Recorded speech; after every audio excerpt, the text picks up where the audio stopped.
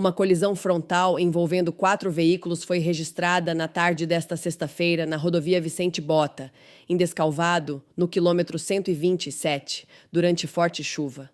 O acidente envolveu um caminhão carregado com equipamentos agrícolas, um ônibus de passageiros, uma Fiat Strada e um Ford EcoSport.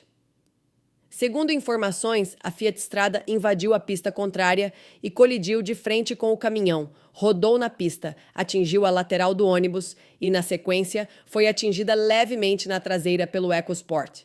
2 pessoas ficaram feridas, sendo o condutor da Fiat Strada, que ficou preso às ferragens e sofreu ferimentos mais graves, e o passageiro, ambos socorridos para a Santa Casa de São Carlos. Equipes do Corpo de Bombeiros de São Carlos e Porto Ferreira, além da concessionária da rodovia, atenderam a ocorrência e realizaram a sinalização do local.